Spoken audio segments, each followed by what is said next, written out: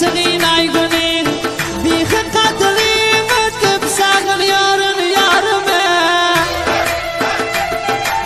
Ayrılık kamı basıp kamın köpeliyor benim. Bir het yüreğim kısıp geçmesin ay günün. Bir katlayım ötüp sağlıyorun yarime. Ayrılık kamı basıp kamın köpeliyor benim. Bir het yüreğim kısıp geçmesin ay günün.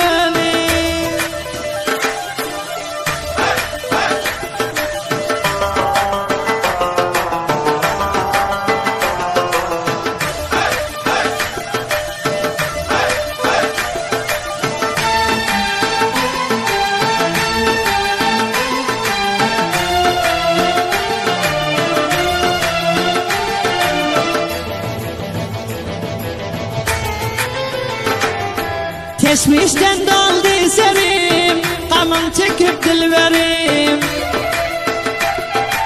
Geçmişten doldu serim, kamım çekip dilberim. Du sıfırını sana verdim, yadımda duşyon yerim.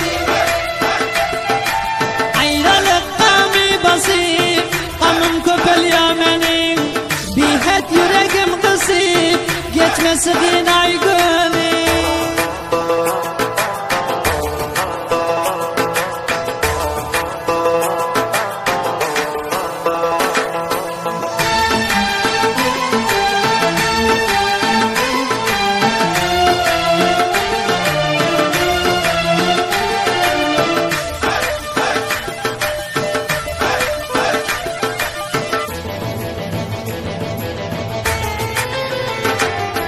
Yar bilen yaşardım saat, kaygıdan bolup azat.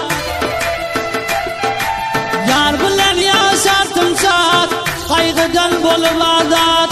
Yarımdan ayrılıp kayıptım, kul ömrüm oldu berbat. Ayrılık kamı basıp, kamım köpeliyor benim. Bir het yüreğim kısıp, geçmesin